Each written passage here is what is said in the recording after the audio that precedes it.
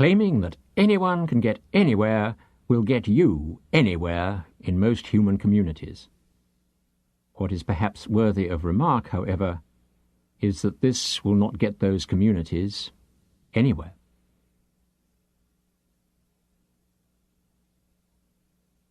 The knowledge of those without depth is like poor cloth. Put a patch on it here, and a rent appears elsewhere.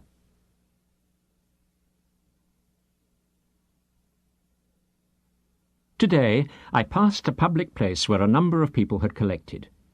They were shouting abuse and accusations against the authorities for not taking any notice of legitimate complaints. If they are right, and the powers that be are so unjust, they will make no progress and get no justice. If they are wrong, they are themselves being unjust. So why do they do it? It can only be to make themselves feel better. That is, for at least partly selfish reasons. Perhaps if they thought this through, they might be able to evolve a strategy which would gain their objectives. But then, of course, how would they stimulate themselves?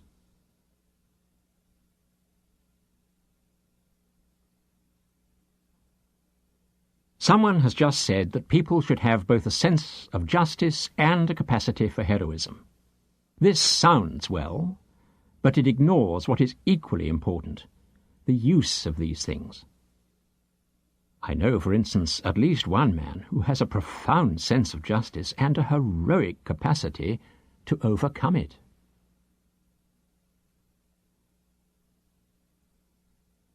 People constantly ask for calm and comfort and for exercises and instructions. They clamour for advice and interviews.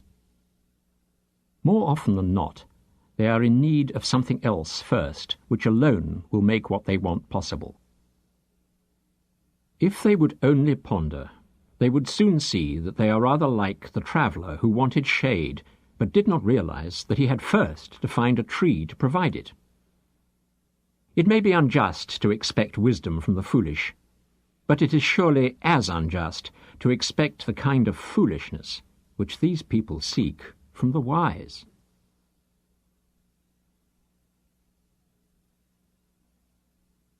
"When," asked a youth of a Sufi master, "will I be ready to plan my own studies?" "At the precise moment," answered the sage, "when you have given up the idea of planning your own studies."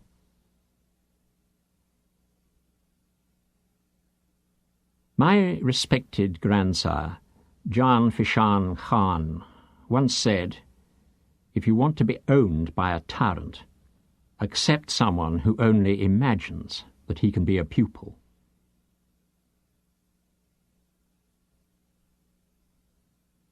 Every raisin may contain a pip.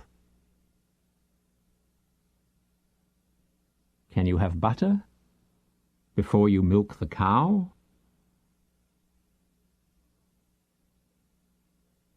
The least striking words or actions of a teacher are incomparably more precious than the greatnesses of anyone else. What a lot of people call wisdom is only ignorance carried on by other methods.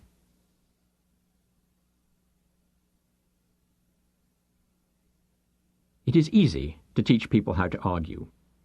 This is based on a tendency and can be developed very easily. You can even pick it up from others, given enough exposure to it. But how and when not to argue, that you have to learn for yourself.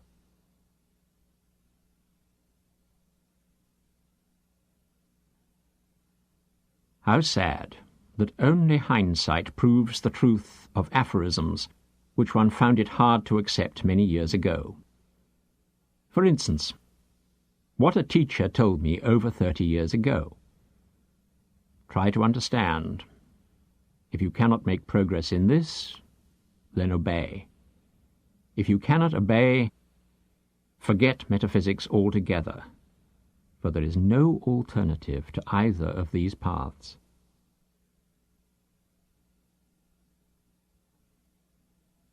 Nothing is ever lost while even a single person remains to remind us of it.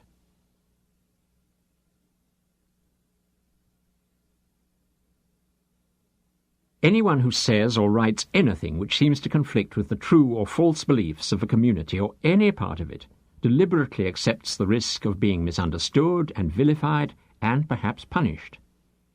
People are widely held to have the right to attack what they dislike. We have not yet, however, reached the stage where it is required that people understand, though they purport to describe, the roots of liking and of disliking.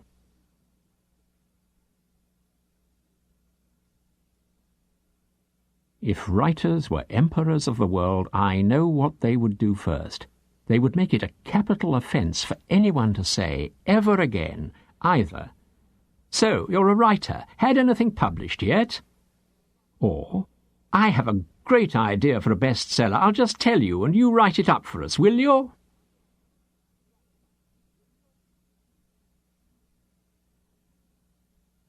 Our great teacher Bahauddin Naqshband of Bukhara on vanity. Vanity is that disease of the human whose first and major symptom is to blind the afflicted to its presence.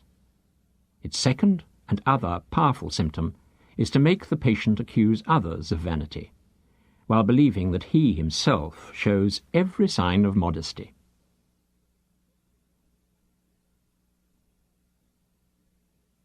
People think that anything that amazes them must be important. The Sufi's task, however, is to stress the difference between the unusual and the significant.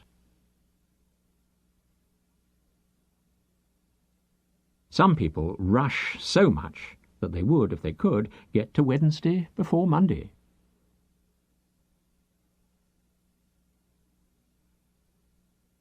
Try always to do what you wish, and you will often sacrifice what you can do.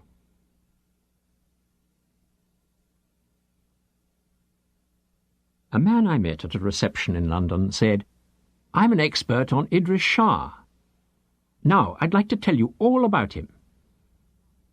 He didn't understand what I was on about when I replied, "No, don't tell me all about him, just where he is at the moment."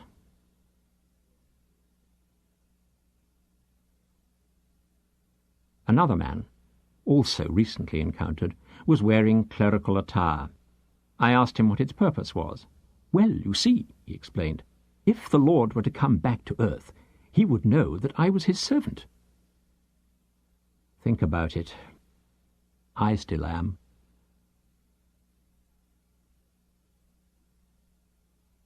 You asked why a teacher should have described you as an idiot. I can only say that it is for the same reason that a thermometer may describe a fever as 104 degrees Fahrenheit.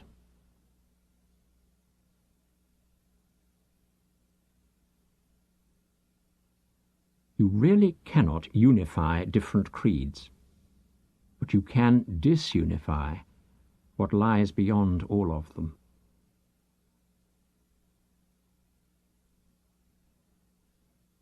People love to coin words, like the zoosphere, for the kingdom of living things. So let me have my turn. To me, the totemist mentality is so widespread, whether people realize it or not, that the world should be renamed the iconosphere. Have you heard about the man who asked a demon to help him with a certain matter? The demon answered, "That which is given by demons is not help. That which is help is not given by demons."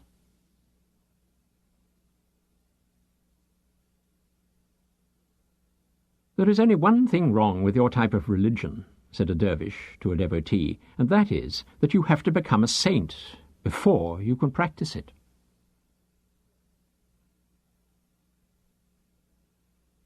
Have you ever considered the Sufi adage? Pointed bluntness, cold heat, long shortness, all have the same meaning as wise scholar.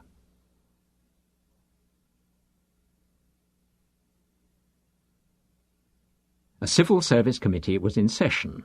A man called as a witness said, "I won't talk." The chairman asked, "What does he say?" The witness's lawyer stood up. "My client said that he has an ongoing non-verbalization capability at this moment in time." "That's better," said the chairman.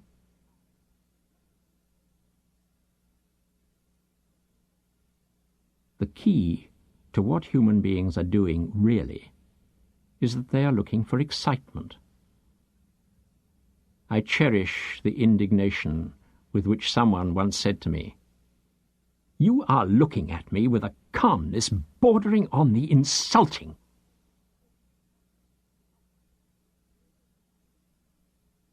Someone asked me just now which Eastern saying the West is in most need of. How about, if you have 2 shirts, sell one and buy a rose?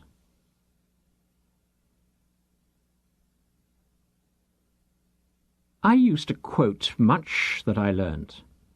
When a thinker said to me, "You are fond of quoting Kurdish, Tibetan, and Armenian proverbs, my friend. My counsel is that you first look at what actually happened to all those peoples."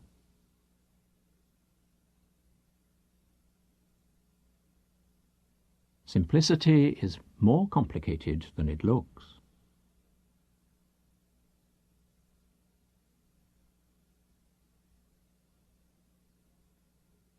One of the world's greatest thinkers, such was his repute, telephoned me saying that he wanted to bring a man of wisdom to see me.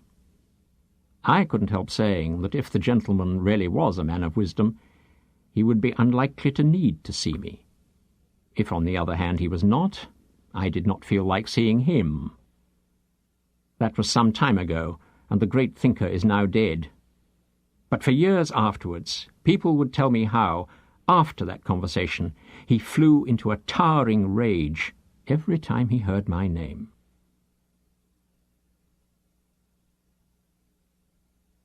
What is the value of the husk once the seed has sprouted? The lightest word of a teacher is more valuable than people realize. A bird dropped a feather, and 100 ants found shelter beneath it.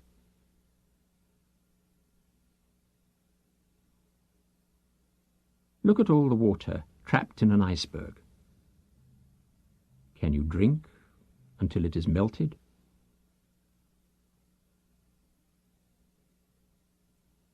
I don't claim to have originated this phrase or even to subscribe unreservedly to its implications. But you might like to know that there is a current saying in the Middle East. Those whom God desires to drive mad, he first makes into Orientalists.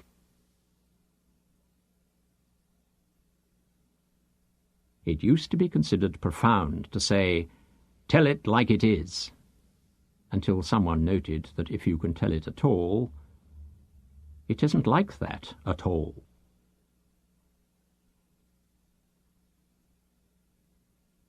Before you accept an offered kindness, reflect whether you will one day be reminded of it.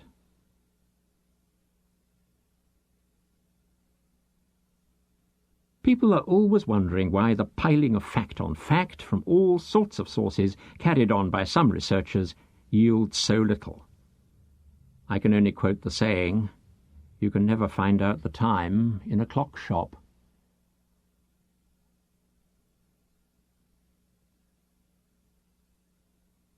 I can well imagine that few things would have delighted Sheikh Abdul Qadir Gilani, the great Sufi, more than a recent historian's assertion that there is no evidence that he ever really existed.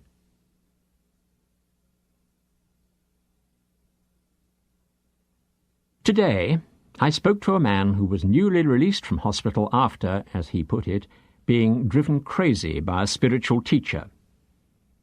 I asked him whether he had noticed anything unusual about the revered mentor's followers before he joined the cult. "Oh, yes," he said. But I had read in a London Sunday newspaper historical survey that very many of the early Christians appeared to their contemporaries to be completely mad. In fact, I doubt whether my late mentor has driven anything like as many people mad as at least some larger and more established systems regularly do, with little or no criticism of them.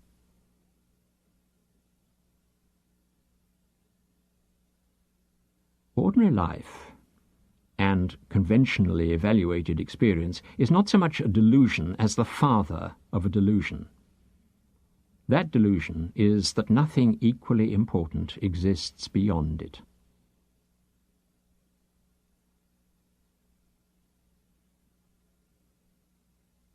A couple of decades ago, an influential Western politician came to see me. This week we met again, and he said that he would visit me once more. I looked up the note which I had made the first time. He had said, "You people from undeveloped countries with no experience or responsibility in world affairs have not the moral authority of a country like ours with its world role and industrial future." I was curious to know what his ideas would be like, and when he came here yesterday, I asked him to tape record a summary of his feelings on the subject of moral authority, without mentioning my diary entry. This is what he has drafted on a piece of paper and read out. Worth preserving because he is now ranked as one of the great contemporary world statesmen. Now that we can see the futility of infinite technological expansion, now that our country can no longer be accused of harbouring expansionist aims, it is we who have the moral authority to tell the other countries that their way should be towards low-level technology, even if it means a poorer life.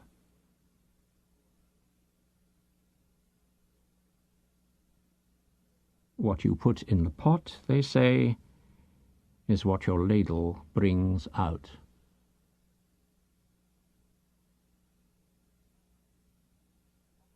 Human beings operating instructions. 1. Activate brain. 2. Operate tongue, a writing hand, etc. Considerable practice is necessary for best results. Caution. Operating in reverse order often causes irreparable damage to the individual, to the environment, and to associated systems. In case of malfunction, run. Repairs and adjustments. Your friendly neighbourhood repairman can usually do nothing. But since nobody believes this, everyone can have a lot of fun. By the time the facts are discovered, it is generally too late for anyone to have to take the blame. Replacements and spares. Not recommended. Durability.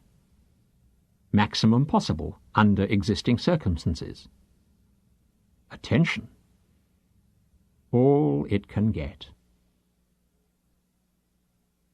Emotion clouding judgment. Yes.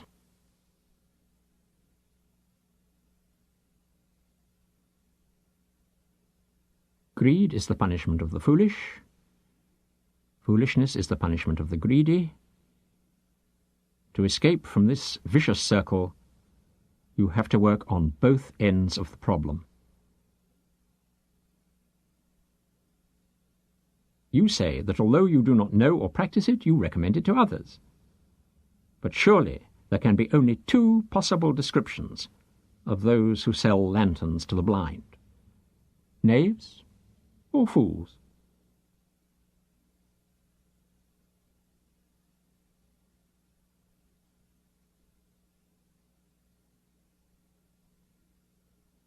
The complaint made at a semi-public dinner by a university dignitary about me, I am told, should be endured in silence.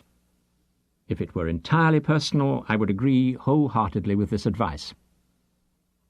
But the learned gentleman has represented his criticism as a judgment of Sufis, and therefore it is useful to inform him and others what the Sufi attitude is towards his outburst. Briefly, he feels rejected. He is on record as having said that even kings have been pleased to accept the honorary doctorate of this university. Idries Shah alone, showing Sufi hauteur, has seen fit to spurn our offer. This is what really happened. I was told that I was to be offered an honorary doctorate by that university. I was asked whether I would be available to accept the honour. A copy of the encomium to be read on the occasion was enclosed with the letter containing this information. I had to decline, partly because doctorates had been awarded for theses which were based only on outward observations of Sufis or supposed Sufis by that university. Further, the citation in my case claimed that I had helped to further this process.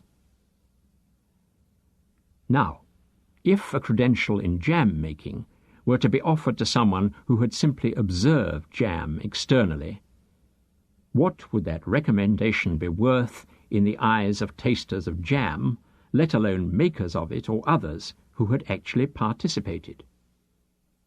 I rejected the phrase, the ultimate legitimization of Sufism as a branch of study, as a distortion.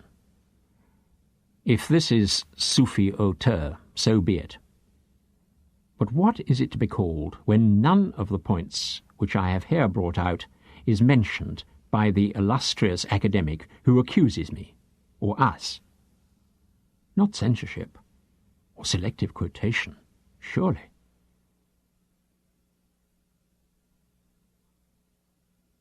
When you know enough about your own thinking, you can judge the quality of others' assessments of it.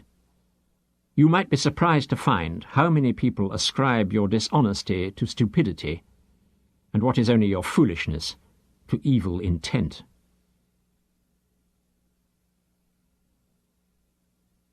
Beware, certainly, of whomever tries to deceive you. Be even more wary, though, if you are tempted to deceive others or yourself.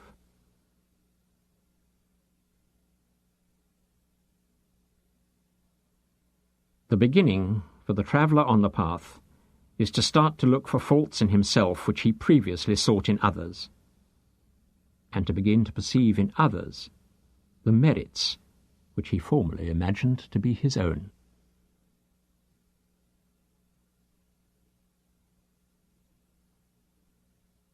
Envy is an upside-down condition in which the lesser sees the greater as lesser, and the greater may treat the lesser as greater.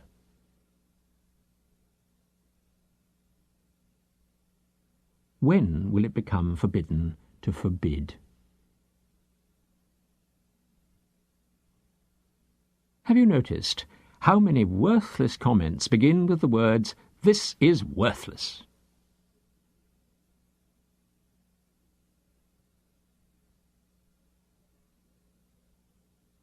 Whoever really knows how to hide himself need never assume disguise, lock a door, or find a secret place. Whoever knows how to reveal himself also knows when and where to do so.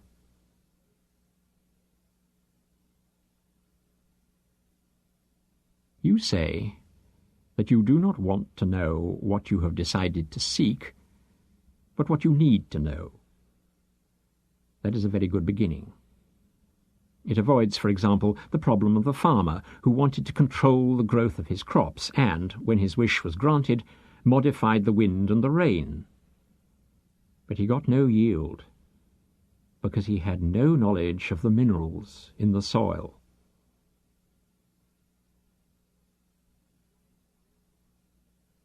In doing my human duty to the utmost, I am indulging in the highest form of selfishness. That is, as someone remarked to me recently, you may be a martyr in putting up with me, but ultimately you are doing it for yourself. But the matter goes further than that. I can't forget that when I was in a similar position, whatever my teacher was deriving from enduring me, I only started to progress when I could feel and express both obedience and gratitude. Only the flavour of real obedience and real gratitude can fuel the progress of human beings. That is why hypocrites and theoreticians are so far from understanding so much.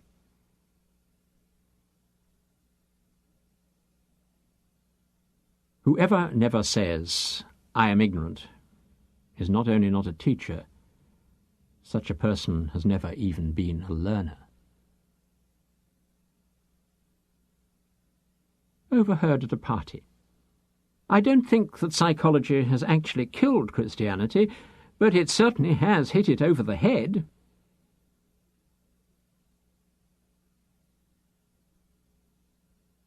Wisdom can feel and understand what folly cannot see or even imagine.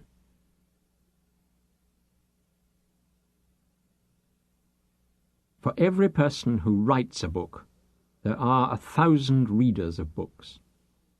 Everyone knows that there are bad writers, but there are also bad readers, people who waste their own efforts and those of writers by imagining that literacy and a desire to consume are a sufficient preparation for reading, and that highly selective reading or absorption of this or that is specialization.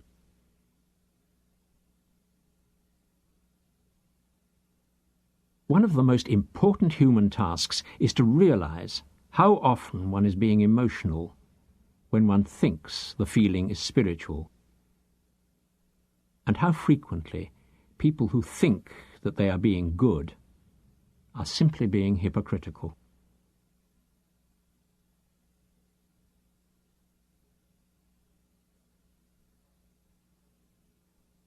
People are always asking the difference between spiritual groups and teaching bodies in the same field. What a pity that they usually don't want to hear the answer. This can be rendered through the ancient Chinese saying, "Give me a fish and you give me a meal. Teach me to fish and you feed me for a lifetime." People go to supposedly spiritual groups and get a kind of nourishment, which they rightly, but sometimes too stridently, insist is of value, but they have to return again and again. This is being given the fish. If they were taught how to fish, helped with the means to spiritual understanding, that would be progress. Among the Sufis, it is worth noting, the spiritual experience is the mark of the beginner, as the classical writings attest.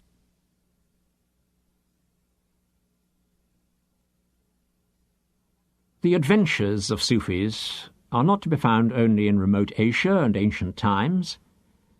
Recently, a Sufi who had agreed to give a talk in a certain town in the West arrived at the railway station and looked for a taxi to take him to the hall where he was to speak. He found a railway porter and asked him to call a cab, for the time was getting short and the hall was far away. "I'm afraid I can't do that," said the porter. "You see, there's an important lecture being given tonight and all the taxis have been booked for weeks."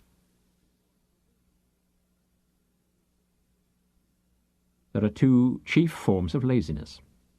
1. Not doing what one can. 2. Doing only what one wants to do.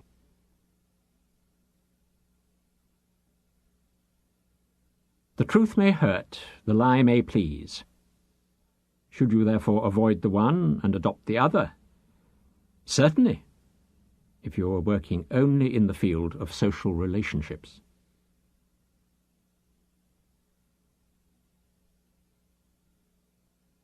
There are 6 stages in Sufi development which may be perceived through words. First, a man asks what a Sufi is. Second, he says that he need not be a Sufi.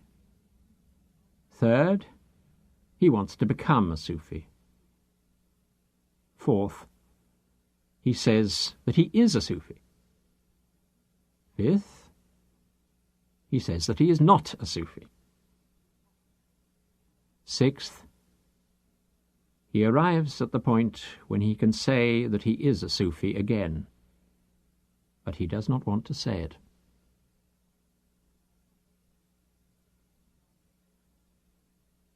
You are the guardian of your secret.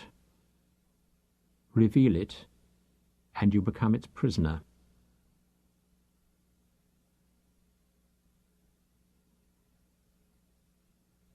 People become disgruntled when they insist, inwardly, on regarding themselves as consumers, and when you do not allow them to consume, because you realize that they need not be constantly infantile, or because they don't recognize consumption in all its aspects.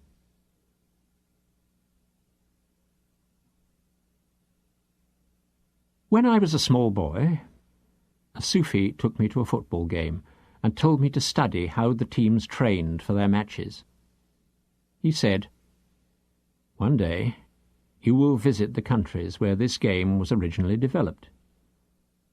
You will be amazed that the people there have forgotten in many subjects that to get the fruits of a study they must respect, obey, and follow its established patterns. Those who can recall this, or who can learn it anew, will be able to find what they need.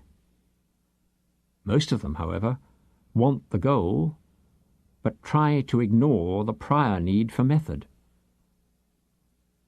Since the instructor knows the method, we respect him over all others. Seek such people as I have mentioned. Most of those who seek you, however, will be the others." Your remark is impressive, but valuable, if at all, only to yourself, like meditating naked on the roof on a cold, wet night.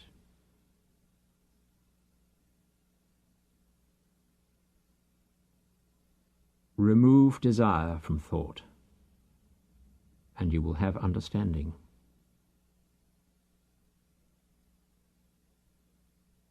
Those who have no hope can easily find some. It comes of itself, through patience. A mind without inner knowledge is a body without food. Anger and placidity are both first signs of madness. It is not for nothing that the tongue is a prisoner in the mouth.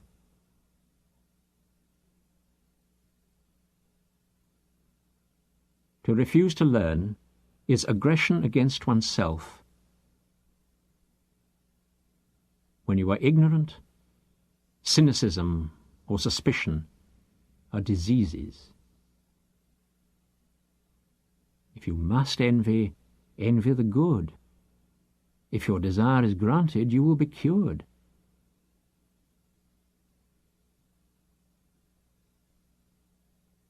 A Sufi was asked, "Is there any good which people do not crave?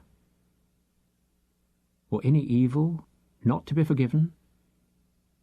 He said, "Yes. The first is humility. The second is pride."